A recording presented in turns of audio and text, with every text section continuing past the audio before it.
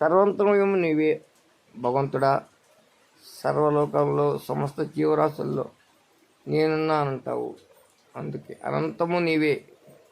ఈరోజు 3 రోజులు కంటిన్యూగా వర్షం వస్తున్న ప్రభావం వల్ల తుఫాలని భయపడుతుంటుంది. ఒకటి వర్షంతో కుంభవృష్టి కురుస్తుంది.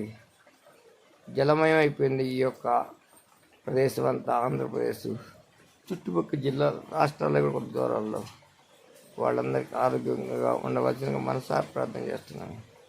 ఓ స్వామి భగవంతుడా, సూర్య భగవాన్ చంద్ర భగవాన్ మీరిద్దరే దేవతలు.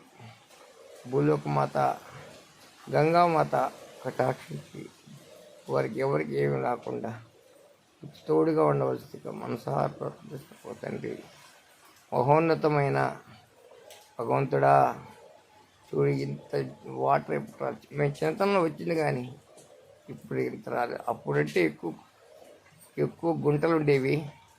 ఆ గుంటలు పూర్తి చేశారు.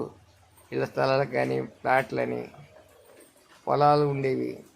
చెరువులు కూడా అందరూ పూర్తి చేశారు. దాని ప్రభావాలు ఈ వర్షం ఎక్కువ అనిపిస్తుంది. వాస్తవంగా వర్షం ఎక్కువ కాదు. స్వామి సూర్య భగవాన్ చంద్ర భగవాన్ కటాక్షించు. వాళ్ళకి ఈ పశువులు చూడండి, వాళ్ళు ఎంత కష్టం చలికాలం అల్లాడుతున్నాయో. ఈ వానకి అట్లాగే కోళ్ళు పక్షులు అల్లాడుతుంటాయి. 3 రోజులు కంటిన్యూ వర్షం లేక మేతకు పోలేక చిలుకలు అయితే కోళ్ళు అయితే